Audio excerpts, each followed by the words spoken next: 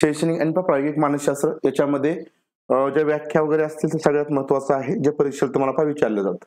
ठीक आहे. आता मानसशास्त्र म्हणजे आपण काय म्हणतो, मानसशास्त्र जनरल व्याख्या आहे. त्या ठिकाणी मनाचा वस्तुनिष्ठ आणि पद्धतशीर अभ्यास म्हणजे काय मानसशास्त्र. ठीक आहे. त्यानंतर अरिस्टॉटल आपल्या सर्वांना माहिती, ग्रीक तत्ववेत्ता आणि डी ॲनिमा नावाचा काय लिहिला त्याने ग्रंथ लिहिला. आणि अरिस्टॉटल काय म्हणतात की आत्म्याचं शास्त्र ते मानसशास्त्र. लक्षात ठेवायचं, म्हणजे हे प्रिव्हियस इयरला आलेलं आहे बघा. ठीक आहे. आत्म्याचं शास्त्र ते मानसशास्त्र अशा ठिकाणी अरिस्टॉटल यांची व्याख्या आहे मानसशास्त्राचे. आत्म्याचे शास्त्र ते मानसशास्त्र. त्याच्यानंतर अजून एक तत्ववेत्ता होते प्लेटो यांनी काय केलं रिपब्लिक नावाचा ग्रंथ लिहिला. रिपब्लिक नावाचा ग्रंथ कोण लिहिला प्लेटो यांनी लिहिला. ठीक आहे. त्याच्यानंतर बघा त्यांनी या ग्रंथामध्ये व्यक्ती भिन्नते संबंधीचे विचार मांडलं. म्हणजे काय व्यक्ती भिन्नते संबंधीचं, म्हणजे प्रत्येक व्यक्ती कसा आहे युनिक आहे. प्रत्येक व्यक्ती युनिक आहे. प्रत्येक व्यक्तीमध्ये वेगळ्या प्रकारची वैशिष्ट्ये असतात, भिन्न असतात. आणि या ठिकाणचे जे विचार आहे ते प्लेटो यांनी आपल्या रिपब्लिक नावाच्या ग्रंथामध्ये मांडले. ठीक आहे. तर हे लक्षात ठेवा येतं.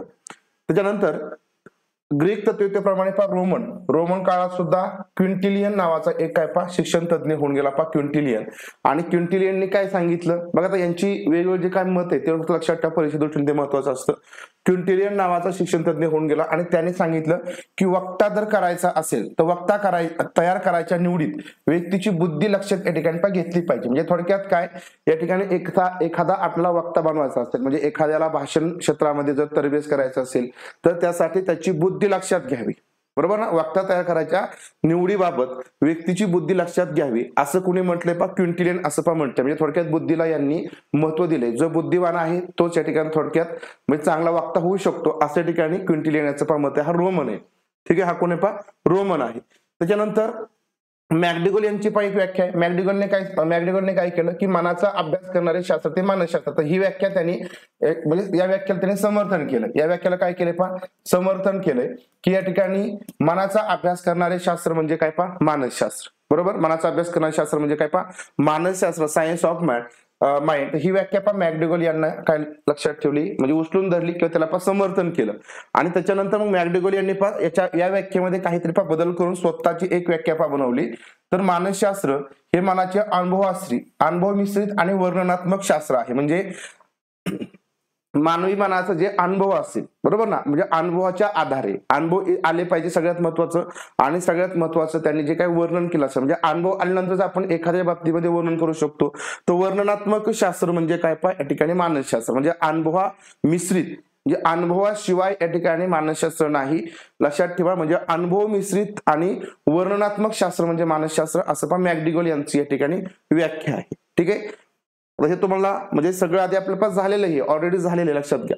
आता बघा 1879 मध्ये जर्मनीतील लाइप्झिग विद्यापीठामध्ये विल्यम उंट यांनी काय केली पहिली मानसशास्त्राची प्रयोगशाळा सुरू केली. कारण प्रयोगशाळा कशाच्या ठिकाणी का गरज पडली तर अभ्यास वगैरे करण्यासाठी. हो, आज व्यवस्थित आहे. बरोबर. मनाचा अभ्यास करण्यासाठी प्रयोगशाळेची गरज पडली. ठीक आहे. मग त्याच्यामधून वेगवेगळ्या प्रकारच्या अभ्यास पद्धती विकसित झाल्या आणि तेच आपल्याला बघायचं सगळ्यात महत्वाचं. तर लक्षात ठेवायचं लाइप्झिग विद्यापीठामध्ये जर्मनीमध्ये विल्यम उंट यांनी पहिली मानसशास्त्र हे प्रयोगशाळा सुरू केली. आणि मग यामध्ये ही प्रयोगशाळा सुरू केल्यानंतर मनाच्या बोधावस्थेचा अभ्यास. आता बघ आपल्याला सगळ्यांना माहिती बोधावस्था आणि अबोधावस्था. बोधावस्था म्हणजे थोडक्यात आपण कॉन्शियस म्हणू, अबोधावस्था म्हणजे जे अनकॉन्शियस आहे. मग बोध अवस्थेचा अभ्यास हा अंतर्निरीक्षणाने होऊ लागला. अंतर्निरीक्षण म्हणजे काय करायचं, स्वतःचं निरीक्षण करून स्वतःवरती काही गोष्टी या ठिकाणी निरीक्षणाच्या माध्यमातून व्यक्त करायच्या. बरोबर. त्याला काय म्हणायचं या ठिकाणी अंतर्निरीक्षण. मग मनाच्या बोध अवस्थेचा अभ्यास हा अंतर्निरीक्षण होऊ लागला म्हणजे प्रयोगशाळेमध्ये. त्याच्यानंतर फ्राइड काय म्हणतात बघा. फ्राइडने असं या ठिकाणी निदर्शनास आणून दिलं की मानवी वर्तनाच्या मुळाशी काय असतात अबोध प्रेरणा असतात. अबोध प्रेरणा म्हणजे काय बघा, या ठिकाणी बोधावस्था झाली आणि ही अबोध म्हणजे काय दबलेल्या, बरोबर ना, किंवा ज्या सुप्त अवस्थेमध्ये असतात त्या प्रेरणा. म्हणजे जर तुमचं काही जे काही वर्तन घडत असेल, बरोबर, जे काही वर्तन घडत असेल त्याच्या पाठीमागे काहीतरी ज्या अबोध अशा प्रेरणा असतील, ज्या तुमच्या पूर्वी काहीतरी तुम्हाला बोध अवस्थेमध्ये असतील परंतु काय कारण असतो तुम्ही ते दडपून टाकलेले असतील. आता हे शब्द आपल्या एकदम चांगल्या प्रकारे तुमच्या लक्षात राहिलेले असतील. बोधावस्था, अबोध. का आपण सगळे वर्तन प्रकार वगैरे सगळे बघितले, त्याच्या आधीचा चॅप्टर आपण आधी बघितलाय, लक्षात आलं. त्यामुळे तुमच्या चांगलं लक्षात राहिलं असेल की अबोध म्हणजे काय असतं या ठिकाणी सुप्त अवस्थेमध्ये, बरोबर ना. काय सुप्त अवस्था तर मग या ज्या काय पहा अवस्था आहे, सुप्त अवस्थेमध्ये जे काय आहे पहा, तर या प्रेरणा असतात. या प्रेरणा या ठिकाणी तुमच्या वर्तनाच्या मुळाशी असतात. जे काय तुमचं वर्तन घडेल, तुम्ही खोटं बोलत असाल किंवा समजा आपण काय म्हणू, तुम्ही खूप चांगल्या प्रकारचा अभ्यास करत असाल, याच्या पाठीमागे काहीतरी सुप्त अवस्था असतात आणि मग हे फ्राईड यांनी पण निदर्शनास आणून दिले, लक्षात ठेवा. त्यामुळे मानसशास्त्र हे बोधात्मक आणि अबोधात्मक जाणीवांचा अभ्यास करणारे शास्त्र बनलं. आधी सुरुवातीला फक्त बोधावस्था होत्या, म्हणजे समजा जे काय कॉन्शियस पातळीवरती आहे तेवढंच फक्त अभ्यासला जायचं, अंतर्निरीक्षण अभ्यासला जायचं. परंतु त्याच्यानंतर हळूहळू ज्या अबोध अवस्था आहेत त्याच्या माध्यमातून, तसेच अबोध अवस्था आहेत किंवा जे बोध अवस्था आहेत, या सगळ्याच जाणीवांचा ज्या काय सगळ्यात तुमच्या जाणीवा होतील, म्हणजे अबोध असेल तरी सुद्धा ते समजणारच आहे आणि जे बोध आहे ते तुम्हाला निरीक्षण अंतर्निरीक्षण यांनी समजेल. आणि या सगळ्यांचा या ठिकाणी अभ्यास मग मानसशास्त्रामध्ये केला जाऊ लागला. तर लक्षात ठेवायचं फ्राईडने काय म्हटलं, विल्यम वुंडचं काय काम आहे, तर हे थोडंसं आपण लक्षात ठेवा. आता बघा वॅटसन हे काय पहा, हे अमेरिकेतील वर्तनवादी मानसशास्त्र वॅटसन, ठीक आहे, यांनी मन आणि बोधावस्था जुगारून दिली. म्हणजे या ठिकाणी त्यांना मन आणि जी बोधावस्था आहे तर ती त्यांना मान्य नव्हती. ठीक आहे, काय केली तर यांना ही मान्य नाही, लक्षात ठेवायचं, मान्य नाही. कुणाला, तर वॅटसन यांना हे मान्यच नाही. म्हणजे मन किंवा बोधावस्था हे याच्या माध्यमातून या ठिकाणी कुठलीही गोष्ट होऊ शकत नाही. मग या ठिकाणी त्यांनी काय केलं, त्यांनी वर्तनावरती जोर दिला. कशावरती जोर दिला, वर्तन म्हणजे जे आपलं बिहेवियर आहे त्याच्यावरती जोर. जे काय समजा ज्या काय सगळ्या गोष्टी घडत असतील, बरोबर ना, ते सगळं त्याच्या पाठीमागे वर्तन आहे. म्हणजे मानवी वर्तनाचं शास्त्र ते मानसशास्त्र. Psychology is the science of human behaviour. म्हणजे मानसशास्त्र काय आहे, वर्तनाचं शास्त्र आहे. म्हणजे जसं माणूस वागेल, जे काय वागतं ते सगळं काय मानसशास्त्र आहे, बरोबर. म्हणजे तो एखाद्या सोबत खूप चांगलं प्रेमाने वागत असेल, एखाद्या सोबत आपण काय म्हणू एकदम चुकीचं वागत असेल, ते सगळं आणि सगळं काय त्याच्या मनाचं म्हणजे वर्तनाचं शास्त्र आहे, मनाचं नाही. आता सगळं लक्षात ठेवा, वर्तनाचं शास्त्र आहे ते. म्हणजे तो वर्तनानुसार त्याचं काय असतं या ठिकाणी बिहेवियर असतं, म्हणजे लक्षात ठेवा वर्तन असतं. मग मानवी वर्तनाचं शास्त्र म्हणजे काय मानसशास्त्र, हे वॅटसन यांनी या ठिकाणी सांगितलं. म्हणून लक्षात ठेवा वर्तनवादी आहे कोण, वॅटसन, आणि वर्तनावर त्यांनी खूप मोठ्या प्रमाणात जोर दिला. आता पुढे मन यांची एक व्याख्या अजून. मन, तर मानसशास्त्र हे अनुभव आणि वर्तनशास्त्र. म्हणजे यांनी काय सांगितलं, अनुभव सुद्धा महत्वाचे. मन काय म्हणतात आता, अनुभव सुद्धा महत्वाचा, म्हणजे मनाला सुद्धा इथं महत्व दिलं आणि वर्तनशास्त्र सुद्धा या ठिकाणी महत्व. मग मन यांनी अनुभव आणि वर्तन या दोघांना सुद्धा या ठिकाणी काय केलं, महत्व दिलंय किंवा त्याचं पण शास्त्र ठरवलं आहे. त्यानंतर बघा मॉर्गन, किंग आणि रॉबिन्सन या तिघांची एकत्र व्याख्या आहे की मानव आणि मानवेतर प्राण्यांच्या वर्तनाचं शास्त्र ते मानसशास्त्र. म्हणजे मानव आणि जे मानवेतर प्राणी आहेत, मानव सोडून इतर जे प्राणी आहेत त्यांच्या प्राण्यांच्या वर्तनाचं शास्त्र, बरोबर, हे सुद्धा वर्तनाचं शास्त्र ते मानसशास्त्र, अशी मॉर्गन, किंग आणि रॉबिन्सन यांची व्याख्या आहे. बरोबर, समजलं इथपर्यंत? सोपं आहे बघा. आता वुडवर्थ यांनी काय केलं, वर्तनाचं सूत्र मांडलं. वुडवर्थ सुद्धा हे वर्तनवादी आहेत. तर यांनी काय मांडलं, बी इज इक्वल टू SOR. आता बी म्हणजे काय बिहेवियर स्टिम्युलस. म्हणजे तुम्हाला तुमचं जे काय वर्तन असेल, बरोबर, तुमचं जे वर्तन असतं ते वर्तन तुम्ही एखादी स्टिम्युलस बघून, एखादा उद्दीपक बघून त्याप्रमाणे तुमचं वर्तन घडत असतं. मग behaviour stimulus is equal to या ठिकाणी काय stimulus, behaviour is equal to काय स्टिम्युलस, ऑर्गॅनिझम आणि रिस्पॉन्स. म्हणजे तुम्ही काय करणार, एखादं ऑर्गॅनिझम बघणार, बरोबर ना, स्टिम्युलस असेल तुमचं, त्याच्यामध्ये तुमचं या ठिकाणी ऑर्गॅनिझम आणि त्याच्यानंतर तुमचा रिस्पॉन्स या ठिकाणी त्याच्यानुसार होत असतो. म्हणून लक्षात ठेवायचं वर्तन बरोबर उद्दीपक, जीव आणि प्रतिक्रिया. तर अशा प्रकारे वुडवर्थ यांनी आपला जो काय सूत्र आहे ते मांडलं. म्हणजे थोडक्यात याच्यामध्ये वर्तन जे घडणारे ते तुमचे जे काय उद्दीपक असेल त्या उद्दीपकाला तुम्ही जे काय प्रतिक्रिया देता तर त्याच्या आधारे तुमच्या ठिकाणी काय घडतं वर्तन घडतं. आणि मग लक्षात ठेवा इथून पाठीमागचे जे काही मानसशास्त्रज्ञ गेले, वर्तनवादी वगैरे असतील, या सगळ्यांचा अभ्यास होता आधी. आणि या अभ्यासाच्या जोरावरतीच मग पुढं स्किनर असतील, पॅव्लॉव असतील, थॉर्नडाईक असेल, यांनी आपले काय केले सहचारीवादी असतील, वर्तनवादी ज्या उपपत्ती आहेत त्या पुढे मांडलेले आहेत. आपल्याला ते पुढे बघायचे. ठीक आहे, मग हे बेस त्या ठिकाणी महत्वाचं आहे. वुडवर्थ यांनी हे बी इज इक्वल टू SOR हे सूत्र मांडलं. ठीक आहे, बी म्हणजे बिहेवियर वर्तन, स्टिम्युलस उद्दीपक, ऑर्गॅनिझम, रिस्पॉन्स. ठीक आहे, ओके. हा, आता बघा या ठिकाणी आपल्याला शैक्षणिक मानसशास्त्र म्हणजे काय. आता मानसशास्त्र तुम्हाला समजलं, मानसशास्त्राच्या व्याख्या समजल्या, त्याच्यामध्ये सगळ्यात महत्वाचे IMP व्याख्या आहेत, पॉइंट आहेत, ते तुम्हाला समजले असतील. आता शैक्षणिक मानसशास्त्र काय बघा, की शिक्षकाचं अध्यापन हे मानसशास्त्राला धरून असायला पाहिजे, असा विचार 19व्या शतकाच्या प्रारंभी मांडला गेला. म्हणजे शिक्षकांनी अध्यापन केलं पाहिजे विद्यार्थ्यांना आणि ते विद्यार्थ्यांचा मानसशास्त्र मानसशास्त्र आधार घेऊन या ठिकाणी अध्यापन झालं पाहिजे. म्हणजे असं आपण काय करू शकत नाही की समजा तुमचा विचार करू, म्हणजे थोडक्यात एक आज जर विचार केला की समजा तुमचं पण काही म्हणजे मानसिकता जशी असेल त्याप्रमाणे आपण अध्यापन केलं पाहिजे. म्हणजे उगाच या ठिकाणी तुमचा विचार न करता मी आलो बडबड बडबड करून निघून गेलो, त्याचा कुठलाही उपयोग होणार नाही. अध्यापन असं झालं पाहिजे म्हणजे चांगल्या प्रकारे तुम्हाला सुद्धा ते ऍक्सेप्ट झालं पाहिजे आणि मला सुद्धा ते व्यवस्थित देता आलं पाहिजे. म्हणजे थोडक्यात सगळ्यात महत्वाचं मानसशास्त्र इथं महत्वाचं आहे. आणि मग इथं फक्त विद्यार्थ्यांचं मानसशास्त्र लक्षात घ्यायचं का, तर नाही, शिक्षक आणि विद्यार्थी दोघांचं सुद्धा मानसशास्त्र महत्वाचं आहे आणि त्याच्यावर आधारित मग या ठिकाणी अध्यापन झालं पाहिजे असं हे शैक्षणिक मानसशास्त्र सांगतं. आता हे जे विचार आहेत शिक्षकाचं अध्यापन हे मानसशास्त्राला धरून असायला पाहिजे. तर या विचाराला फ्रोबेल, हर्बार्ट आणि पेस्टॉलॉजी, ठीक आहे, तर यांनी या ठिकाणी पाठिंबा दिलाय का, हा जो विचार आहे या तिघांनी मला लक्षात ठेवायचा. फ्रोबेल काय म्हणतात की अध्यापन हे मानसशास्त्र धरून असायला पाहिजे. हर्बार्ट यांनी मग पंचपद त्याच्यावरती आधारित मांडली आणि पेस्टॉलॉजी सुद्धा या ठिकाणी यांनी हेच विचार मांडलेले आहेत. आता मग सी स्किनर यांची मानसशास्त्राची व्याख्या अशी शैक्षणिक मानसशास्त्र की अध्यापनाशी संबंध असणारी मानसशास्त्र शाखा. बरोबर. आता मानसशास्त्राच्या शाखा, आता भरपूर मानसशास्त्र शाखा आहेत, आपण काय बघितल्या नाहीत कारण त्याला काही आपल्याला बघायची गरज नाही. आपल्याला एकच मानसशास्त्राच्या भरपूर ज्या काही शाखा आहेत, वैद्यक मानसशास्त्र असेल किंवा नंतर आपण या ठिकाणी वेगळ्या प्रकारचे मानसशास्त्र बघतो, ते वेगळे भरपूर आहे. ठीक आहे, याच्यामध्ये आपल्याला ही शैक्षणिक मानसशास्त्र बघायची. तर मग अध्यापनाशी जी काही संबंध असणारी मानसशास्त्र शाखा आहे, ठीक आहे, तीच आपली झाली शैक्षणिक मानसशास्त्र. ही स्किनर यांची व्याख्या, सीई स्किनर यांची व्याख्या आहे. आधी तुम्हाला अवघड वाटायचं ना, मग तेच त्या ठिकाणी महत्वाचं आहे. आपण याला काय म्हणायचं, याला बॉटम अप मेथड म्हणतात. ठीक आहे, सीटेट मध्ये तुम्ही आल्यानंतर तुमच्या लक्षात येईल की हे शब्द मी का वापरतो. तर बॉटम अप म्हणायचं असतं. म्हणजे तुम्ही ज्यावेळेस समजा आता पहिलीचा पुस्तक असेल, दुसरीचं पुस्तक असेल, त्याच्यामध्ये डायरेक्टली बाराखडी नसते. आधी बाराखडी शिकवत नाहीत, आधी डायरेक्टली शब्द असतात, बरोबर ना, चित्र असतात. म्हणजे ते तुम्हाला अर्थपूर्ण झालं पाहिजे आणि त्याच्यानंतर मग आपण ते पुढे बाराखडी वगैरे शिकवली जाते, त्याला बॉटम अप मेथड म्हणायचं.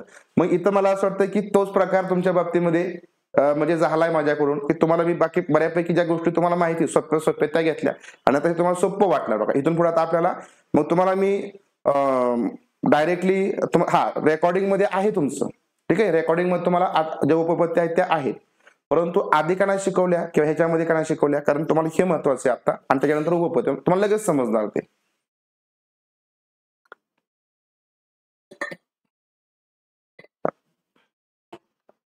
इंटरेस्ट येतो बघा आणि इंटरेस्ट आल्यानंतरच लक्षात घ्या सगळ्या गोष्टी लक्षात असतात. अन्यथा अर्थपूर्ण अध्यापन नाही झालं तर तुमच्याही डोक्यावर जातं आणि मग सगळ्याच गोष्टी चुकतात. ठीक आहे, आता बघा मानसशास्त्र, शैक्षणिक मानसशास्त्र बघतोय आपण. आता जड्ड यांची व्याख्या याच्यामधली की शिकणाऱ्याच्या वर्तनाचा आणि त्या वर्तनाच्या मुळाशी असणाऱ्या प्रेरणेचा. बघा, ठीक आहे, आता सगळ्यांना आपण जे वर्तनवादी मानसशास्त्र आहे त्यांनी हे सांगितलं, बरोबर.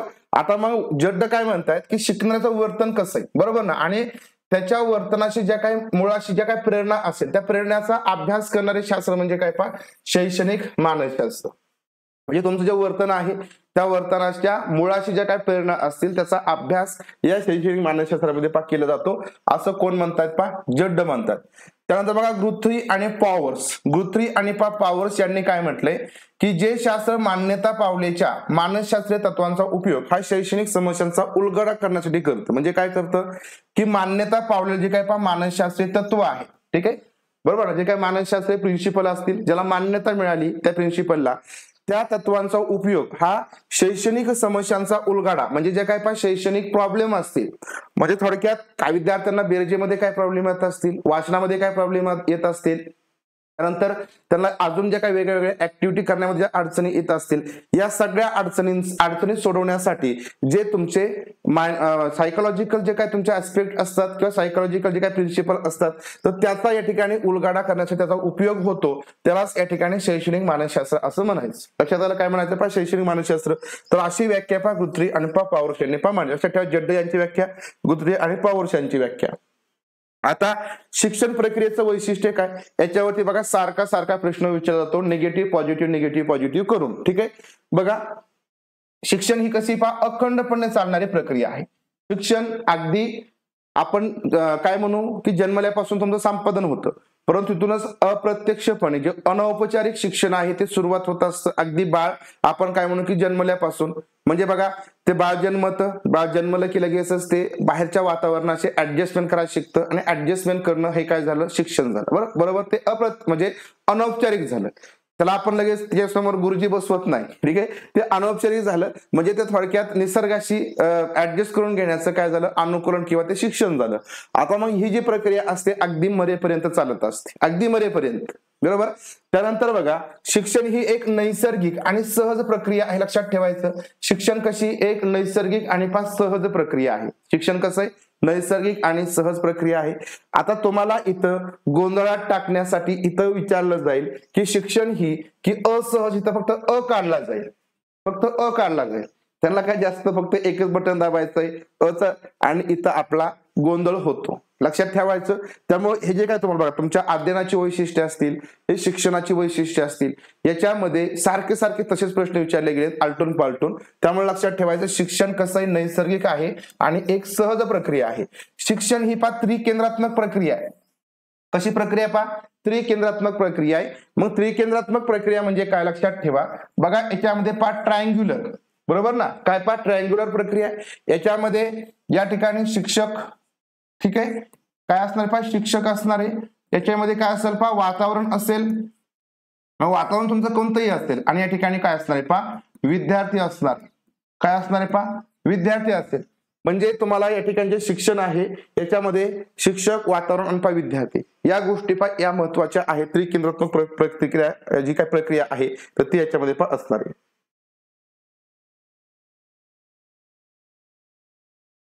ठीक आहे, समजलं. त्यानंतर बघा शिक्षण ही काही मानसिक प्रक्रिया आहे. शिक्षण कशी मानसिक प्रक्रिया आहे. कारण तुमचं माइंड या ठिकाणी किंवा जी मानसिकता आहे ती व्यवस्थित असेल तरच या ठिकाणी शिक्षण होईल.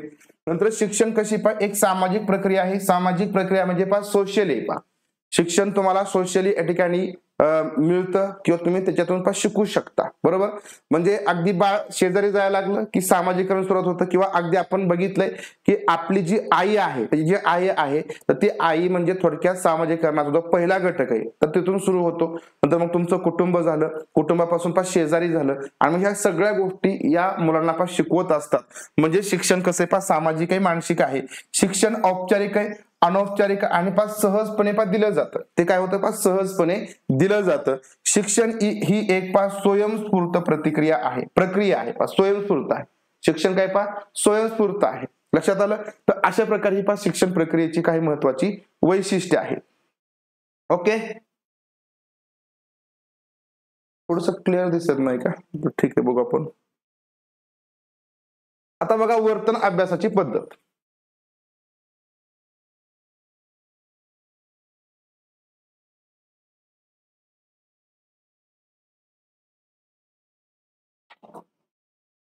आता वर्तन अभ्यासाच्या पद्धती बघायच्या आपल्याला. तुम्हाला शैक्षणिक मानसशास्त्र समजलेत पर्यंत, ठीक आहे. आता वर्तन अभ्यासाच्या पद्धतीमध्ये शास्त्रीय आणि दुसरा एक प्रकार असतो अशास्त्रीय. शास्त्रीय मध्ये प्रायोगिक, मनोविश्लेषण, जीवन वृत्तांत, सर्वेक्षण, वैकाशिक. ठीक आहे, या पद्धती आहेत. तर लक्षात ठेवा शास्त्रीय मध्ये प्रायोगिक, मनोविश्लेषण, जीवन वृत्तांत, सर्वेक्षण आणि वैकाशिक या पद्धतीत. अशास्त्रीय मध्ये पर्यंक, ठीक आहे, पर्यंक, दंतकथा आणि आत्मनिरीक्षण या अशास्त्रीय मध्ये येतात. आता याच्यामध्ये आपल्याला सगळ्याच बघायच्या नाहीत, ज्या महत्वाच्या आहेत तर त्याच आपण इथे बघणार डिटेलमध्ये. आणि नंतर मग त्यांचे बाकीचे फक्त अर्थ बघूया, जे तुम्हाला परीक्षेमध्ये फक्त एका सेंटेन्स मध्ये विचारलं जातं. आता याच्यामध्ये बघा निरीक्षण ही पद्धती कोणती, त्या ठिकाणी ऑब्झर्वेशन मेथड. ठीक आहे. तर निरीक्षण हे दोन प्रकारचं असतं. एक आपण आत्मनिरीक्षण करतो आणि एक दुसरं बाह्य निरीक्षण. आत्मनिरीक्षण म्हणजे काय स्वतः अंतर्मुख होऊन स्वतःच्या अनुभवाचं निरीक्षण करण्याच्या पद्धतीला आपण काय म्हणतो आत्मनिरीक्षण किंवा अंतर्निरीक्षण. आत्मनिरीक्षण किंवा अंतर्निरीक्षण या ठिकाणी म्हणतो. म्हणजेच अंतर्मुख होऊन स्वतःच्या अनुभवाचं निरीक्षण, बरोबर ना. अंतर्मुख होऊन स्वतः नेमकं या ठिकाणी काय आहोत याचं निरीक्षण करणं किंवा स्वतःचं वर्तन कसं आहे, बरोबर, नेमकं या ठिकाणी आपलं काय चुकतंय का ते स्वतःच दुसऱ्यांनी न सांगता स्वतःच या ठिकाणी निरीक्षण करणं म्हणजे काय असतं आत्मनिरीक्षण असतं किंवा त्याला आपण अंतर्निरीक्षण असं बोलतो. ठीक आहे. तर ही निरीक्षणाचा एक प्रकार झाला. त्याच्यानंतर आत्मनिरीक्षण पद्धतीचे काय फायदे आहेत, काय गुण आहेत. तुम्हाला समजलं की आता आत्मनिरीक्षण म्हणजे काय. आता याचे काय फायदे आहेत ते बघून घ्या. की या पद्धतीमध्ये प्रयोग करणारा प्रयोजक, ठीक आहे, आणि म्हणजे प्रयोजक म्हणजे काय, प्रयोजक सुद्धा आपणच आणि ज्याच्यावरती प्रयोग करतोय तो सुद्धा आपणच. म्हणजे प्रयोजक म्हणजे जो प्रयोग करणार आहे प्रयोग मीच करणार आहे. कोणावर प्रयोग करणार आहे? माझ्यावरती प्रयोग करणार. म्हणजे प्रयोजक म्हणजे आयोजक कोण आहे? प्रयोग करणारा मीच आहे. आणि प्रयोग कोणावर करायचा आहे? माझ्यावरती प्रयोग करणार, माझ्याच मनावरती प्रयोग करणार. म्हणजे या दोन्ही ज्या प्रयोग करायचा तो प्रयोज्य, या दोन्ही व्यक्ती पण एकच असतात. ठीक आहे, दोन्ही व्यक्ती काय असतात? पण एकच असतात. त्यामुळे ही पद्धत आपण केव्हाही आणि कुठेही वापरू शकतो. मग तुम्हाला कुठेही वापरू शकता, त्याला काय काळाचं स्थळाचं असं काय या ठिकाणी म्हणजे बंधन नसतं. कधीही या ठिकाणी आपल्याला वापरता येते. बरोबर. आत्मनिरीक्षण पद्धती बिनखर्चाची. बरोबर. तुम्हाला तुमचं आत्मनिरीक्षण करायचं असेल, माझं मला करायचं असेल, मी आता करू शकतो निवांत. काय प्रॉब्लेम आहे का? काहीच नाही. तुम्ही तुमच्या मनामध्ये काय चाललंय तुम्ही स्वतः करू शकता. लगेच तुम्हाला समजेल की अरे हा माझं काहीतरी चाललंय, म्हणजे मनातल्या मनात माझं सरांकडे लक्ष आहे, परंतु दुसरीकडे कुठतरी मी बघतोय, किंवा अजून काय म्हणू की बाबा पेपर कसा जाईल, अवघड जाईल का, सोपा जाईल का, म्हणजे आपल्या मनामध्ये सगळ्या गोष्टी पास चालू. हे आत्मनिरीक्षण आपलं चालू असतं. कधी आपण ते करू शकतो आणि ते बिनखर्च, त्याला कुठल्याही प्रकारचा खर्च नसतो. नंतर आपल्या मनातील भावना असतील, विचार असतील, आपण स्पष्टपणे सांगू शकतो. आता ही जशी बघा, ही हा जसा फायदा आहे, हाच या ठिकाणी काय तोटा सुद्धा आहे. आता माझ्या मनात जी काही भावना आहे ती मी खरंच सांगाल असं कशावरनं? बरोबर. परंतु या ठिकाणी हे आपण स्वतः सांगू शकतो, म्हणून स्वतःसाठी आपण ती विश्वासार्ह आहे असं आपण म्हणू शकतो. परंतु मग तरी सुद्धा आपण म्हणतो ना की दुसऱ्याला तुम्ही फसवू शकता, पण स्वतःला फसवायचं नाही. बरोबर. मग आता हा एक फायदा सिद्ध झाला की आपल्या मनातल्या भावना फक्त आपल्यालाच सांगता येतील, कारण ते दुसरं कोणीही सांगू शकत नाही. आपल्या ज्या काय फिलिंग्स आहेत त्या आपणच सांगू शकतो. नंतर या पद्धतीमध्ये स्वानुभवावरून निष्कर्ष काढले जात असल्याने ते अधिक विश्वासार्ह मानण्यास हरकत नसते. म्हणजे स्वतःच्या अनुभवावरून आपण निष्कर्ष काढणार, त्यामुळे ते काय असतात? अधिक विश्वासार्ह असतात, म्हणजे दुसऱ्यापेक्षा. ठीक आहे, ते आपल्याला माहिती असतं की आपण किती खरं आहोत. बरोबर ना. मग हे सगळ्यात महत्वाचं. त्यानंतर आत्मनिरीक्षणामुळे आत्मदोष कमी करता येतात. जे काय आत्मदोष असतात, आपल्या मनात जे काय दोष असतील ते आपण अभ्यास करून आत्मनिरीक्षण करून कमी करू शकतो, आणि ते समूळ नाहीसे सुद्धा करता येतात. म्हणजे बघा, आपण जे काउन्सिलर वगैरे असतात, किंवा या ठिकाणी आपल्याला जे मानसशास्त्र असतात, मानसशास्त्रज्ञ असतात, ठीक आहे, तर ते तज्ञ आपल्याला आत्मनिरीक्षण करायला लावतात. आणि मग आपल्या मनात खरंच काय चाललंय, नेमकं खरंच काय चुकीचं आहे ते थोडक्यात आपण बाह्य निरीक्षणाने काही गोष्टी समजतील, परंतु आत्मनिरीक्षणामुळे खूप चांगल्या प्रकारे समजतं. आणि आपल्याला माहिती की जर ह्या जर सवयी असतील किंवा हे जर काही चुकीचं असेल, हे आपल्याला सोडलं तरच आपण चांगलं सुखी होऊ शकतो. म्हणून या ठिकाणी आपल्याला ते समूळ नाहीसं करता येतात. बरोबर की नाही.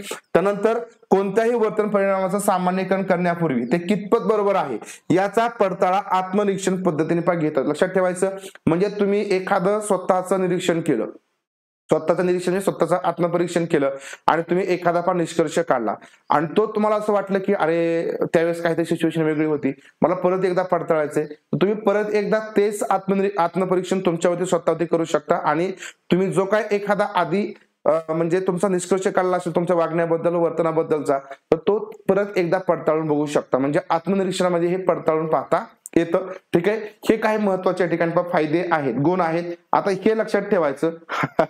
आता फक्त लेक्चरकडे लक्ष आहे. तर मानसशास्त्र मी सकाळी घेतला. बघा की हे तुम्हाला फायदे आहेत. मग लक्षात ठेवायचं, फायद्यामध्ये तुम्हाला परीक्षेमध्ये पण ते विचारलं जातं, तर हे फायदे लक्षात ठेवा. ओके. आता परस्परांच्या सुखदुःखाची कल्पना आल्यामुळे परस्परांच्या भावना समजावून घेता येतात. बरोबर ना. परस्परांच्या भावना समजून घेता येतील. त्यानंतर स्वतःमधील दोष निवारण्यासाठी या पद्धतीचा चांगला उपयोग होतो. प्रायोगिक निरीक्षण पद्धतीने काढलेले निष्कर्ष. बघा, एक पुढे आपल्याला प्रायोगिक निरीक्षण पद्धती बघायची. आता त्या पद्धतीने जे काही निष्कर्ष काढलेले असतील ते पडताळून पाहण्यासाठी बऱ्याच वेळा या पद्धतीचा उपयोग होतो. म्हणजे बघा, आता जो प्रयोग आहे, प्रायोगिक निरीक्षण पद्धती म्हणजे काय की समजा आपल्यावरती प्रयोग करायचा, तर आपण काय बघितलं, आत्मनिरीक्षण मध्ये आपणच प्रायोजक असणार आणि आपणच प्रायोज्य असणार. परंतु प्रायोगिक पद्धतीमध्ये आपण त्या ठिकाणी काय असतो, प्रायोज्य असतो, आणि दुसरे कोणतरी काय असतात, प्रायोजक असतात. मग त्या प्रायोगिक पद्धतीमध्ये आपल्याबद्दल जे काही समजा निष्कर्ष निघाले असतील की तुमचं वागणं असं आहे, तुमचं असं आहे, तुमचं तसं आहे, पण तुम्ही खोटं बोलता, सगळं काय असेल, मग ते निष्कर्ष पडताळून पाहिजे असतील तर तुम्ही स्वतःच आधी आत्मपरीक्षण करणार की आपण खरंच असं आहे का. म्हणजे थोडक्यात बघा, एक उदाहरण द्यायचं झालं, तुमचा एखादा मित्र आहे, म्हणजे आपण काय म्हणू, तुमचा मित्र एक काय प्रायोजक आहे, त्यांनी तुमच्याबद्दलची काही त्याची मत आहे त्यांनी सांगितली, म्हणजे थोडक्यात तुमच्याबद्दल त्यांनी ऑब्झर्वेशन केलं असेल, बाह्य निरीक्षण केलं असेल, किंवा एक प्रयोग करून बघितला त्यांनी तुमच्यावरती की बाबा हा तुमचं वागणं असं आहे. मग तुम्ही लगेच म्हणता अरे हा मित्र मला की ही मैत्रीण मला असं बोलली. मग काय, तुम्ही घरी येता आणि तुम्ही शांतपणे बघा, तुम्ही ठीक आहे बेडवर झोपून असाल, कसं बी असाल, पण तुम्ही झोपून विचार करता म्हणजे ते तुमचं आत्मपरीक्षण झालं, तुमचं ते अंतर्निरीक्षण झालं की खरंच मी असं वागतो का. मग तुम्ही त्या भूतकाळामध्ये जाणार, अबोधावस्थेमध्ये जाणार आणि तुमचं वर्तन कसं कसं होतं तुम्हाला ते सगळं उलगडणार आणि मग तुम्ही ते पडताळून बघू शकता की माझ्या मित्राने जे काय समजा प्रायोगिक निरीक्षण किंवा जे काय केलेलं असेल तर त्याच्यामध्ये आणि माझ्या वागण्यामध्ये काय फरक आहे, बरोबर ना. मग हे आपल्याला पडताळून पाहणं या आत्मनिरीक्षणामुळे या ठिकाणी शक्य होतं. नाहीतर मग लक्षात ठेवा, आपण त्यांनी जे सांगितलंय त्याच्यावरच आपण विश्वास ठेवला असता, तो म्हणला असता ना की अरे हा नाही हे चुकीचं आहे, मग आपण लगेच समजायचं का नाही. आपण स्वतः सुद्धा ठिकाणी बघतो ना आणि आपण मग ठरवतो हा नाही मी असा चांगला, त्यांनी जर नावं ठेवली ना तर मला माहिती आहे मी कसा आहे ते, बरोबर ना. मग त्यामुळे हे आपल्याला इथं करता येतं. मातृप्रेमाचं सामान्यीकरण करण्यापूर्वी मी आत्मनिरीक्षण पडताळून पाहू शकेल, बरोबर ना. म्हणजे मातृप्रेमाचं सामान्यीकरण काय, जनरलायझेशन काय, तर ते पडताळून पाहण्यासाठी आपण आत्मनिरीक्षण या ठिकाणी पडताळून बघू शकतो. नंतर भावना आणि विचार यातील जिवंतपणा या पद्धतीमुळे आपण अनुभवू शकतो. म्हणजे भावना काय आहेत, विचार काय आहेत, त्याच्यामध्ये ज्या काही म्हणजे बघा ना तुम्ही, आपण स्वतः विचार करा आणि खरंच आपल्याला काय वाटलं ना तर 100% आपण आपल्या भावना ज्या आहेत त्या जगतो, बरोबर ना. आपण त्याच्यावरती हसतो सुद्धा, अरे खरंच मी त्यावेळेस म्हणजे असं वागलो होतं बरं का. म्हणजे आपल्याला हसायला येईल, काय वेळेस रडायला पण येईल. म्हणजे ह्या सगळ्या भावना असतील, सगळं तुमचं आनंद असेल, दुःख असेल, सगळं आपण याच्यामध्ये काय शकतो, जिवंतपणे अनुभवू शकतो. ते पाठीमागचे जे अनुभव आहेत आपण ते पुढे जागृत करू शकतो. तर हे आत्मनिरीक्षण पद्धतीचे असे काहीतरी फायदे आहेत. समजले फायदे. आता याच्यामध्ये काय तोटे, बरोबर. आता आपले काय तोटे पण आहेत. तोटे काय आहेत बघा, की पहिला म्हणजे आत्मनिरीक्षण करणं कठीण आहे, बरोबर. कठीण आहे की नाही. म्हणजे बघा मला एक सांगा की समजा आता आपण अशा एखाद्या सिच्युएशन मध्ये असो की बाबा त्याच्यामध्ये तुम्हाला तुमचं मन कॉन्सन्ट्रेट होत नाही, तर तुम्ही तुमचं स्वतःचं आत्मपरीक्षण कसं करणार. कारण जर तुम्ही केलं तर तुमचे चुकीचे काही निष्कर्ष निघतील की तुम्हाला जसं पाहिजे तसं तुम्ही तुमच्या बद्दलचे जे काही निष्कर्ष आहेत ते तुम्ही सांगणार की नाही मी असंच आहे, मी तसंच आहे. त्यामुळं या ठिकाणी आत्मपरीक्षण करणं कठीण आहे. तीव्र स्वरूपातील ज्या काही भावनांचं निरीक्षण आहे, तीव्रता कमी न होऊ देता करणं खरोखर कठीण आहे. म्हणजे खूप एखादी तीव्रता आहे, खूप तीव्र एखादा खूपच आनंद झालेला आहे, त्या आनंदामध्ये आपण आपलं वेगळंच काहीतरी निरीक्षण करून बसू आणि एखाद्या वेळेस खूप असं दुःख आहे, त्या दुःखामध्ये आपण कदाचित तेवढ्या पुरतं दुःख असेल परंतु मग त्याच्यामध्ये आपण वेगळंच काहीतरी बरोबर आपलं आत्मनिरीक्षण वेगळंच किंवा निष्कर्ष वेगळंच सांगून बसतात. त्यामुळे ते तीव्रता कमी न होऊ देता करणं कसं आहे अवघड आहे, कठीण आहे. नंतर अस्पष्ट अशा ज्या मानसिक प्रक्रिया असतील त्याचं निरीक्षण करणं अवघड आहे. अस्पष्ट म्हणजे काय, तुम्हाला एक रात्री एखादं स्वप्न पडलेलं होतं, त्या स्वप्नामध्ये असंच काहीतरी झालं होतं पण ते अस्पष्ट होतं ना. आपल्याला थोडं आठवतं, संपूर्ण आठवत नाही. मग त्याचं तुम्ही निरीक्षण कसं करणार, अस्पष्ट. नंतर आत्मनिरीक्षण हे आत्मनिष्ठ असतं. आत्मनिष्ठ म्हणजे काय, आत्मनिष्ठ म्हणजे तुमच्या मनाला वाटेल तसं तुम्ही ते तुमच्या आत्म्याच्या निष्ठानुसार तुम्ही ते आत्मनिरीक्षण करणार, त्याचे निष्कर्ष सांगणार आणि ते व्यक्ती सापेक्ष असतं. व्यक्ती सापेक्ष म्हणजे काय, प्रत्येकाचं वेगवेगळं असणार, बरोबर. माझं वेगळं असेल, तुमचं वेगळं असेल, प्रत्येकाचं वेगळं असेल, आपल्या मुलांचं वेगळं असेल, अगदी आपल्या वडिलांचं आईचं वेगळं असेल. हे प्रत्येकाच्या ठिकाणी वेगवेगळं असणार आहे आणि त्याच्यामुळे काय पाहिजे तोटे.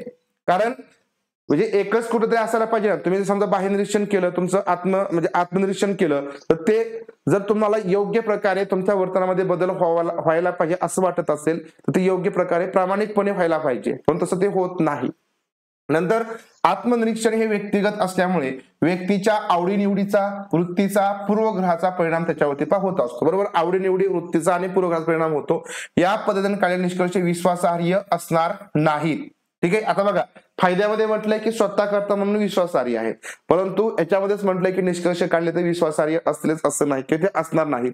अबोध मनामध्ये दडलेल्या भावनांचा आणि वासनांचा आत्मनिरीक्षण पद्धतीने अभ्यास करता येत नाही. ज्या काय तुमच्या अबोध मनामध्ये दडलेल्या काही भावना असतील, जे तुमचे वासनांचे आत्मनिरीक्षण असेल तर ते आपण या ठिकाणी व्यवस्थित अभ्यास करू शकत नाही. लहान मुले असतील, मतिमंद व्यक्ती असतील, वेडी माणसं असतील, मान्यतर प्राणी असतील, यांच्या बाबतीमध्ये या पद्धतीचा वापर करता येत नाही. प्रायोजिकच्या अस्थिर किंवा चंचल स्वरूपामुळे आत्मपरीक्षण हे शास्त्रीय होत नाही, बरोबर. शास्त्रीय होणार नाही. आत्मनिरीक्षणावरून काढलेले निष्कर्ष पुन्हा पडताळून पाहता येत नाही. म्हणजे तुम्ही एकदा का निष्कर्ष काढले ते पुन्हा पडताळून पाहता येत नाही. हे सुद्धा म्हणजे काही वेळेस तुम्ही ते पडताळून पाहू शकता, काही वेळेस तुम्हाला ते पडताळून पाहता येणार नाहीत. तर हे काही महत्वाचे तोटे आणि दोष आहेत. ठीक आहे. मातृप्रेम सामान्यीकरण मुद्दा म्हणजे मातृप्रेम म्हणजे नेमकं काय, बरोबर ना. मातृप्रेमाबद्दलचं नेमकं काय असं आपण जर म्हटलं तर सामान्यीकरण केलं, अरे मातृप्रेम हेच आहे का. मग आई आई माय आई करते आणि तेवढी मारते पण बरोबर ना. मग आईचं ते प्रेम आहे का, त्याच्या पाठीमागे आई जसं आपण काय म्हणू की समजा मुलावरती किंवा मुलीवरती आईचं प्रेम होतं, मुलीने असं वागलं पाहिजे, मुलाने असं वागलं पाहिजे, किंवा काही आई मुलाच्या चांगल्यासाठीच त्या ठिकाणी विचार करतील, किंवा काही आई काय म्हणतील नाही नाही माझ्या मनासारखंच वागलं पाहिजे. मग ते सामान्यीकरण कसं व्हायचं, प्रत्येकाचं मातृप्रेम हे वेगवेगळं असणार ना, म्हणजे त्याच्या दृष्टीने ते वेगळं असेल, तर तो जो अर्थ आपण लावणार त्याच्यानुसार ते मातृप्रेम पण ठरेल. लक्षात आलं. तर हे काय पा तोटे आहेत, लक्षात ठेवा. निष्कर्ष पुन्हा पटवून पाहता येत नाही, हे सुद्धा या ठिकाणी पा तोटा आहे. ठीक आहे. आता बघा ऑब्झर्वेशन, यालाच आपण म्हणतो बाह्य निरीक्षण. चला इथपर्यंत समजलं का सांगा, इथपर्यंत समजलं का? समजलं का मॅडम आता?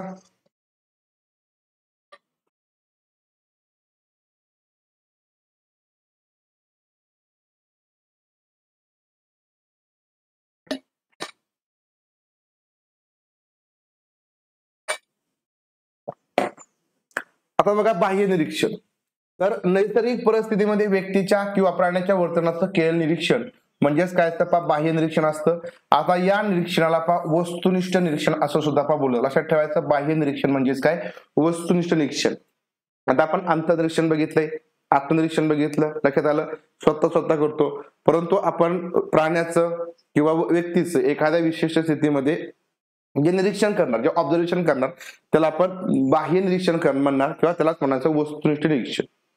म्हणजे हे निरीक्षण वस्तुनिष्ठपणे केलं जातं. आता बघा आपल्याला हे बाह्य निरीक्षण किंवा वस्तुनिष्ठ निरीक्षण करत असताना काही गोष्टींची खबरदारी घ्यावी लागते. पहिलं म्हणजे वस्तुनिष्ठ निरीक्षण हे योग्य प्रकारे करावं लागेल, बरोबर. त्यानंतर योग्य निरीक्षणानंतर त्याची त्याच वेळी नोंद करावी लागेल.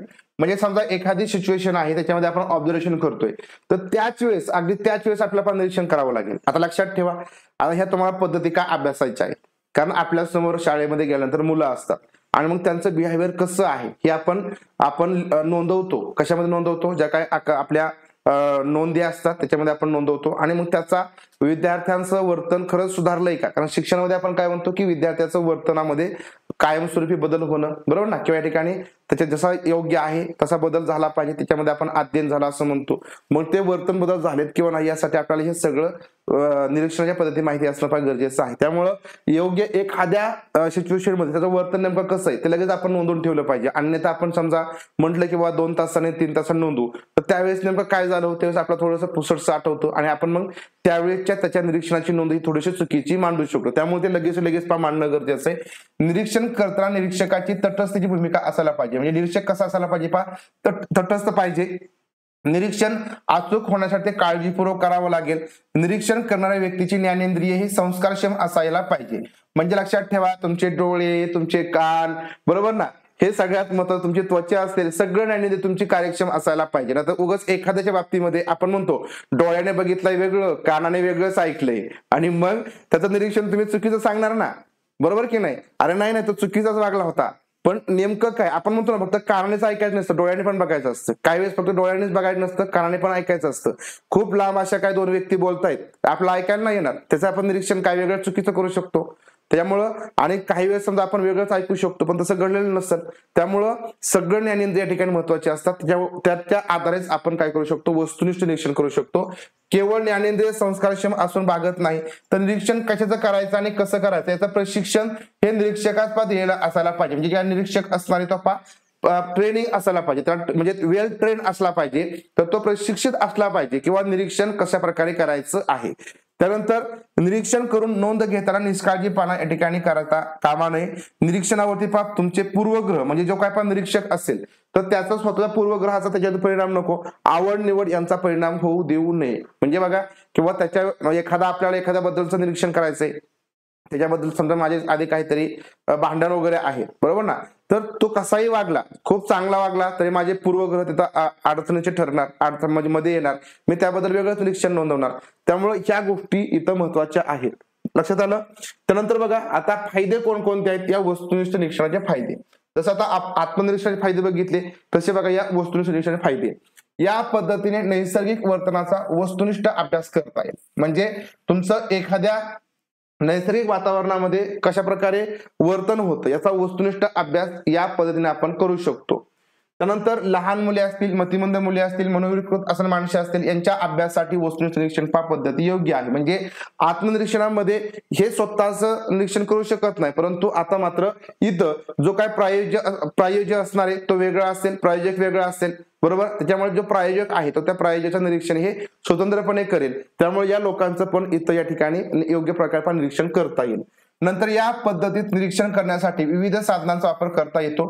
त्यामुळे वारंवार निरीक्षण करता येतं, तुलना करता येईल, बरोबर. सारखं तुलना करता येईल. आपण आत्मनिरीक्षणामध्ये कवर तुलना करणार, कंटाळा येईल ना, सारखं काय तुलना करणार, परंतु यामध्ये मात्र तुलना करता येते. वेगवेगळ्या ज्या काही पद्धती असतात, जे काही आपण साधनं आहेत त्यांचा वापर करता येतो. या पद्धतीने मानव आणि प्राणी यांचा सामाजिक अभ्यासही करता येतो. प्राणी आणि मानव यांचा समाजामध्ये कशा प्रकारे ते वर्तन करतं, समाजामध्ये गेल्यानंतर कशा प्रकारचं वागतोय, म्हणजे आपल्या समोर वेगळाच या ठिकाणी वागतोय आणि त्याच्यानंतर समाजामध्ये गेल्यानंतर वेगळाच वागतोय. म्हणजे असंच बरोबर बरेच जण असे असतात की आपल्या समोर वेगळंच वागतात आणि समाजामध्ये गेले की मग दिखाव्यासाठी वेगळं वागतात, बरोबर ना.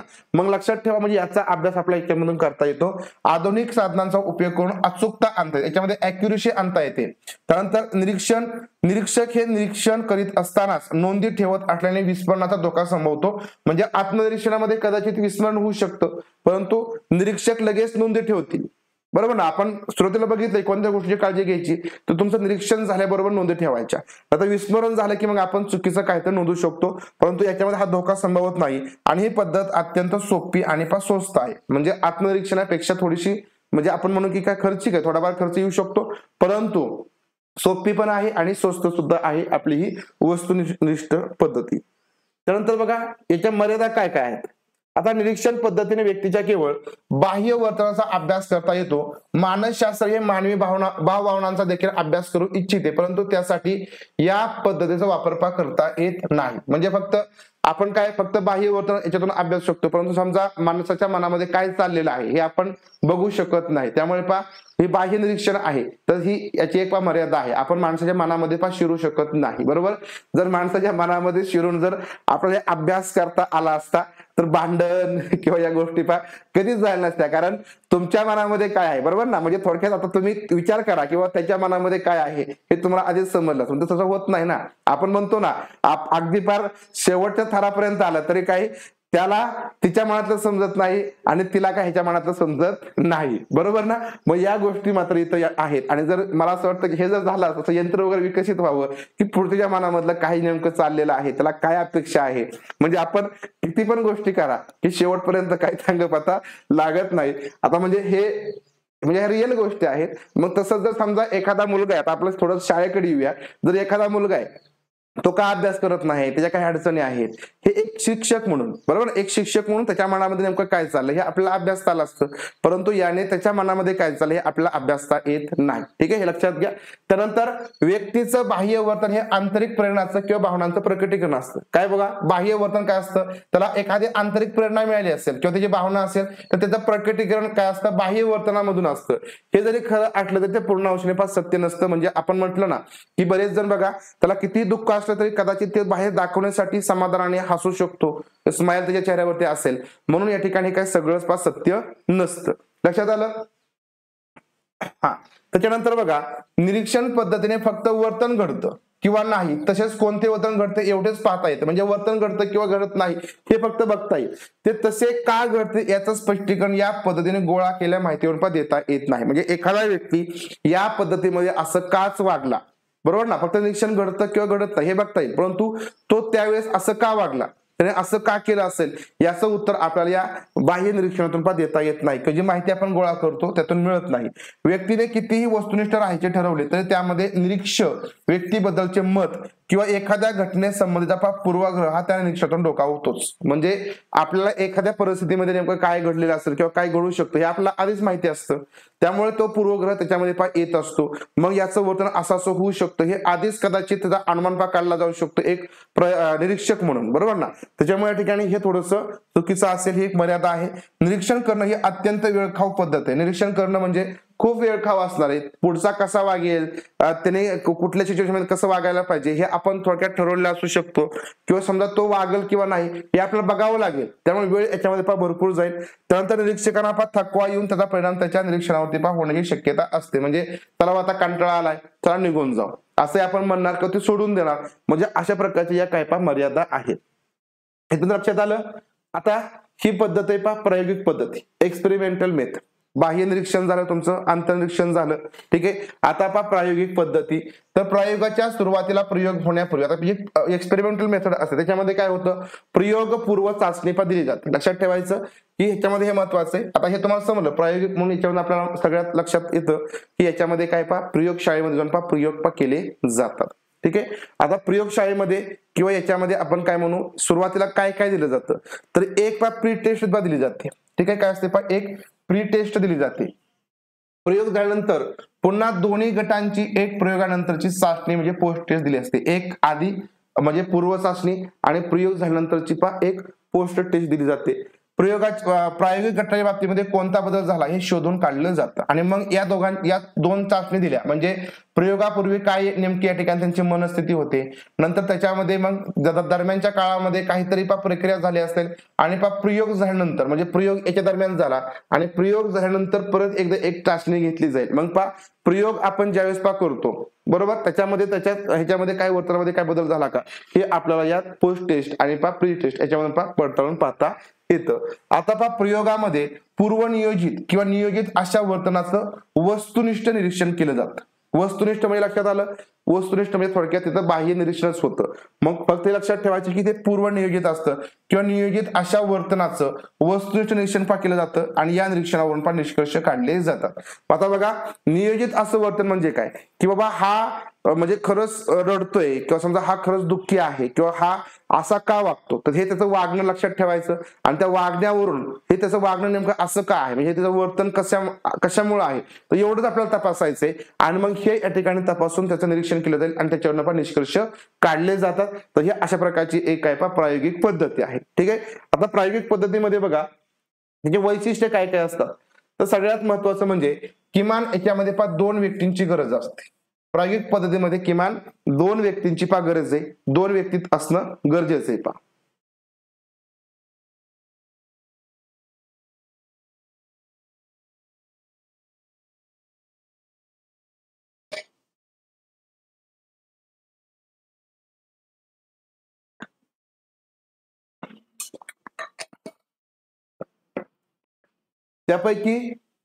त्यापैकी बघा ज्या काही दोन व्यक्ती असणार आहे, व्यक्ती किती दोन व्यक्ती किमान असायला पाहिजे बरं का, म्हणजे गट पण असतील परंतु किमान म्हणून दोन. ज्याच्या वर्तनाचं निरीक्षण करायचं आहे तो निरीक्षक किंवा प्रयोज्य आणि प्रयोग करतो तो निरीक्षक किंवा प्रायोजक. ठीक आहे. निरीक्षण करतो. आता याच्यामध्ये बघा, मानसशास्त्रीय प्रयोग हे जिवंत प्राणी मात्र केले जातील. जे मानसशास्त्रीय प्रयोग आहेत ते आपण जे जिवंत प्राणी मात्र त्यांच्या करू शकतो, निर्जीववरती करू शकत नाही. मानसशास्त्रीय प्रयोगाचं नियोजन हे अत्यंत महत्वाची अशी बाब आहे. बरोबर. मानसशास्त्रीय प्रयोगामध्ये नियंत्रण ही एक वैशिष्ट्यपूर्ण बाब असते. म्हणजे आपण ज्यावेळेस प्रयोग करतो त्याच्यामध्ये काही कंट्रोल मध्ये ठेवावं लागतं, म्हणजे त्यामध्ये नियंत्रण ठेवणं गरजेचं आहे. ही एक वैशिष्ट्यपूर्ण बाब असते. वस्तुनिष्ठ आणि शास्त्रशुद्ध पद्धत. प्रायोगिक पद्धती कशी वस्तुनिष्ठ आणि शास्त्रशुद्ध आहे. पूर्वग्रहाला कुठल्या प्रकारचा थारा नसतो. या पद्धतीमध्ये पूर्वग्रहाला थारा नसतो. निष्कर्ष हे वस्तुनिष्ठ आणि विश्वासार्ह असतात. जे काही निष्कर्ष याच्यामधून येतील ते वस्तुनिष्ठ असतील, विश्वासार्ह असतील. तुलनात्मक पद्धतीने अभ्यास करण्यासाठी ही पद्धत परिणामकारक आहे. म्हणजे तुलनात्मक पद्धतीने आपण अभ्यास करू शकतो. कारण प्री टेस्ट मध्ये काय झालं, प्रयोग झाला मध्ये आणि त्याच्यानंतर पोस्ट टेस्ट मध्ये काय बदल झाला, तर या आपण दोन्ही मध्ये काय करणार, तुलना करणार. त्यामुळे ही पद्धत परिणामकारक आहे. या पद्धतीने वर्तनाचा किंवा वर्तन बदलाचा सखोल अभ्यास करता येईल. वर्तनाचा आणि वर्तन बदलाचा प्रायोगिक पद्धतीने काढलेले निष्कर्ष पडताळून पाहता येतात. ठीक आहे. हे बघा लक्षात घ्या की प्रायोगिक पद्धतीने काढलेले निष्कर्ष काय होतात, पडताळून पाहता येतात. सामान्यीकरण ग्राह्य आहे की नाही तर हे ठरवणे शक्य होतं. जे काय एखादं जनरलायझेशन झालं असतं, जनरलायझेशन म्हणजे काय, तुमचं एखादं जे मत बनलेलं असेल तर ठीक आहे, याबद्दल तुम्ही ते ऍक्सेप्ट केलं आहे किंवा नाही, ऍक्सेप्टेबल आहे किंवा नाही, तर हे या ठिकाणी आपल्याला ठरवणं शक्य होईल. तर ही वैशिष्ट्ये आहेत. ठीक आहे. तुम्हाला परीक्षेमध्ये 24 मध्ये हा प्रश्न विचारलेला होता. ठीक आहे. प्रयोगी पद्धती नवीन म्हणजे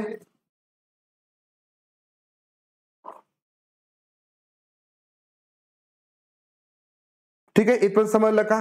मग फक्त आपल्याला बघा वैशिष्ट्यामध्ये एक चुकीचं विचारलेलं होतं, जे तुमचं उत्तर होतं की प्रायोगिक पद्धतीमध्ये पण निष्कर्ष पडताळून पाहता येत नाही. तर लक्षात ठेवा, ते पडताळून पाहता येतात, हा एक निष्कर्ष. आता ज्या मर्यादा काय काय आहेत बघा, मर्यादा बघा. सगळ्यात महत्वाचं, प्रायोगिक पद्धतीत 2 समतुल्य गट निर्माण करावे लागतात. म्हणजे दोन्ही पण जे काही गट असतील ते समान असायला पाहिजे, समतुल्य गट हे निर्माण करावे लागतात, ही एक पाहिजे मर्यादा आहे. म्हणजे ते समतुल्य गट निर्माण होतीलच असं नाही, बरोबर. आणि हे समतुल्य गट करणं मिळणं अत्यंत कसं असतं, कठीण असतं. कारण दोघांचं वर्तन आपल्याला काय करायचंय, तर जो काही समजा दुसरा एक गट आहे त्याच्यावरच ह्याचं त्याप्रमाणे हे वर्तन होतंय का हे बघावं लागेल. त्यामुळे दोघं सुद्धा समान मापाचे असणं गरजेचं आहे, परंतु ते समतुल्य गट करणं थोडंसं अवघड असतं. प्रयोग करणारी व्यक्ती म्हणजे प्रायोजक व्यक्ती तज्ञ असणं आवश्यक असतं, बरोबर ना. प्रयोग करणारी व्यक्ती म्हणजे काय, प्रायोजक ही तज्ञ असायला पाहिजे. जर तज्ञ नसेल तर या ठिकाणी प्रयोग फसू शकतो, चुकीचा येऊ शकतो.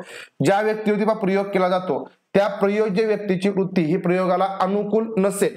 म्हणजे बघा, ज्या व्यक्तीवरती आपण प्रयोग करणार त्या प्रयोज्य व्यक्तीची वृत्ती जर प्रयोगाला अनुकूल नसेल, म्हणजे समजा माझ्यावरती प्रयोग केलाय परंतु जो काय प्रयोग होतोय तो मला मान्यच नाही, बरोबर ना, माझं मत त्याला अनुकूल नसेल, तर भलत्याचे परिणाम त्या ठिकाणी काय होतील, आढळून येतील. म्हणजे मी वेगळंच त्या ठिकाणी वागणार, मला जसं पाहिजे तसं मी वागणार, त्यामुळे निष्कर्ष वेगळे येतील आणि अशा प्रयोगाचे निष्कर्ष हे विश्वासार्ह नसतील. म्हणजे त्याची वृत्ती आहे, वृत्तीवरनं त्या ठिकाणी सगळं ठरेल. नंतर प्रयोग करीत असताना नियंत्रित परिस्थिती नैसर्गिक प्रतिसाद मिळत नाही. म्हणजे काय नियंत्रित परिस्थिती आहे त्याच्यामध्ये तुम्हाला नैसर्गिक प्रतिसाद मिळतीलच असं नाही, कारण तिथं कृत्रिम प्रतिसाद मिळतील. कशी मिळतील, कृत्रिम प्रतिसाद मिळतील, कारण ते आपल्याला कळतंय ना. कारण जिवंत जो प्राणी आहे, आपल्यावरती एखादा प्रयोग केला तर त्याला ते समजणार की आपल्यावरती काहीतरी प्रयोग चालू आहे, त्यामुळे आपल्याला जसं पाहिजे तसं आपण तिथं वागू शकतो. म्हणजे थोडक्यात कृत्रिम प्रतिसाद त्या ठिकाणी देण्याची जास्त शक्यता असते. नंतर प्रयोगाच्या आंतरिक घटकावरती आपण नियंत्रण ठेवू शकत नाही. आंतरिक घटक म्हणजे समजा एखाद्या वेळी काही त्याचा राग आला किंवा त्याला हसायला आलं किंवा त्याला थकवा आला, हे त्या ठिकाणी आपल्याला कंट्रोलमध्ये करता येणार नाही. आपल्यावर प्रयोग केला जात आहे हे समजल्यावरती कृत्रिम प्रतिसाद या ठिकाणी मिळतात. मानव आपल्या भावना लपवू शकतो, भावना लपवलेल्या दिसून येत नाहीत, याचा परिणाम प्रयोगाच्या निष्कर्षावरती होत असतो. ज्या काही भावना असतील, बरोबर ना, ज्या काही भावना असतील त्या भावना या ठिकाणी काय असतात, आपल्याला लपवता येतील. त्यामुळे लक्षात ठेवा की याचा प्रयोगाच्या निष्कर्षावरती काय होईल, परिणाम होईल. प्रयोगी पद्धती का, कुठलं म्हणताय सर, हे का, हे म्हणताय का तुम्ही? बघा, याच्यामध्ये काय होतं, आपल्याला प्रयोग करायचा आहे, तर प्रयोग करण्यासाठी आपण काय करणार, आधी एक प्री टेस्ट घेणार. प्री टेस्ट म्हणजे समजा त्याच्यामध्ये आपल्याला नेमकं काय काय करायचं, समजा तुमचं त्याबद्दलचं काय मत आहे याची एक चाचणी घेतली जाईल आधी. त्याच्यानंतर मध्ये आपण एक काय करणार, एक प्रयोग करणार, त्याच्यावर त्या गटावरती प्रयोग करणार, गट असेल किंवा व्यक्ती असेल काही असेल त्याच्यावरती आपण प्रयोग करणार. आणि प्रयोग झाल्यानंतर आपण शेवटी परत एक काय करणार, पोस्ट टेस्ट घेणार. आणि मग त्या दोन्ही चाचण्या घेतल्यानंतर एक प्री टेस्ट एक पोस्ट टेस्ट आणि त्या दोन चाचण्यांच्या मध्ये त्या ठिकाणी काय असणार आहे, एक प्रयोग त्याच्यावरती केला जाईल, बरोबर. प्रयोग करत असताना नियंत्रित पद्धती असते, त्या नियंत्रित पद्धतीमध्ये प्रयोग होत असतो. आणि मग आपण जी प्री टेस्ट आहे, जी पोस्ट टेस्ट आहे, याच्यामधले उत्तर असतील किंवा जे निष्कर्ष आहेत, नेमकं कारण प्री टेस्ट मध्ये त्यालाच या ठिकाणी आपण सगळं प्रायोगिक पद्धतीने त्या सगळ्या गोष्टी करून घेणार, त्याचे निष्कर्ष वगैरे मांडून घेणार, त्याचे आन्सर काढणार आणि शेवटी परत पोस्ट टेस्ट मध्ये पण तेच करणार आणि मग दोघांमध्ये तुलना करणार आणि प्रयोग केल्यानंतर नेमका काय त्या ठिकाणी काय झाला, निष्कर्ष निघाला, हे तुलनेवरून काढलं जातं. मग याच्यामध्ये बघा, मग त्या गटामध्ये बदल झाला का हे शोधून काढणं गरजेचं असतं. आणि मग प्रयोगामध्ये पूर्वनियोजित किंवा नियोजित असे वर्तन वस्तुनिष्ठ निरीक्षण या ठिकाणी केलं जातं आणि त्याच्यावरून पण निष्कर्ष काढले जातात. ठीक आहे, पूर्वनियोजित असतं प्रयोग. आपण असंच म्हणू शकत नाही की बघा, तुमचं जे बाह्य निरीक्षण असतं हे तुम्ही नियोजन नसताना सुद्धा तुम्ही ते करू शकता, परंतु प्रयोग करायचा असेल तर तुम्हाला ती सिच्युएशन कंट्रोलमध्ये ठेवावी लागते. म्हणजे आपण बघा की तुमचे शास्त्रीय जे प्रयोग असतात, विज्ञानामध्ये जे प्रयोग असतात ते तुम्ही प्रयोगशाळेमध्ये जाऊन करता, त्यासाठी तुम्हाला पूर्वनियोजन करावं लागतं. त्यासाठी जे काही सगळं साहित्य आवश्यक आहे ते तुम्ही तिथं आणून मांडता आणि नंतर प्रयोग करता, बरोबर. मग त्याच्यामध्ये बघा, आधी एक टेस्ट घेतलेली असते आणि त्याच्यानंतर मग आपण तो मध्ये प्रयोग करतो, बरोबर ना. म्हणजे एक प्री टेस्ट असते, त्याचा निष्कर्ष असा असेल, समजा एखादा आपण म्हणू की एखादा निष्कर्ष समजा 0.1 काय मोल आला असेल, ठीक आहे, आपण असं म्हणूया. एक्झाम्पल प्री टेस्ट मध्ये. मग हे आपल्याला पडताळून बघायचं आहे ना. मग पडताळून बघून आपण इथं काय करणार, प्रयोग करणार, बरोबर ना. याच्यामध्ये आपण प्रयोग करणार आणि नंतर मग याची टेस्ट काय आली तर ती सुद्धा काय 0,0,0,0 काय समजा 9 आले असेल, मग याला आपण काय करतो ते एकच मानतो, बरोबर ना. तर ते झालं वेगळं. मग याच्यामध्ये काय बदल झाला का, जर म्हणजे प्रयोग करून ते या ठिकाणी काय बदल आहे का हे इथं तपासलं जातं, त्याला म्हणायचं प्रायोगिक पद्धत. ठीक आहे. ओके, आता पुढं पाय ह्या झाली आपण बघा निरीक्षण पद्धत बघितली, बाह्य निरीक्षण, आंतरनिरीक्षण आणि प्रायोगिक पद्धती. आता व्यक्ती अभ्यास पद्धती किंवा जीवन वृत्तांत पद्धती म्हणजे केस स्टडी मेथड बघायची. ठीक आहे. आता हे लक्षात ठेवायचं की हे महत्वाचं असतं आपल्या पीएचडी दृष्टीने किंवा म्हणजे आपल्या मानसशास्त्रामध्ये, शैक्षणिक मानसशास्त्रामध्ये. तर व्यक्ती अभ्यास पद्धती तिला जीवन वृत्तांत पद्धती म्हणतात किंवा केस स्टडी मेथड म्हणतात. आता ही पद्धती प्रामुख्याने व्यक्तीच्या अपसामान्य वर्तनाच्या अभ्यासासाठी वापरली जाते. जे अपसामान्य वर्तन आहे, बरोबर ना. जे अपसामान्य वर्तन आहे म्हणजे काय, अपसामान्य म्हणजे अबनॉर्मल. जे काय समजा अबनॉर्मल वर्तन असेल म्हणजे थोडक्यात आपण बघा, मी समजा काहीतरी सामान्यच वागतोय, माझं जर वेगळंच काहीतरी वागणं असेल जे अबनॉर्मल आहे तर ते अपसामान्य वर्तन झालं. तर त्याच्या अभ्यासासाठी आपण ही जीवन वृत्तांत पद्धती वापरतो.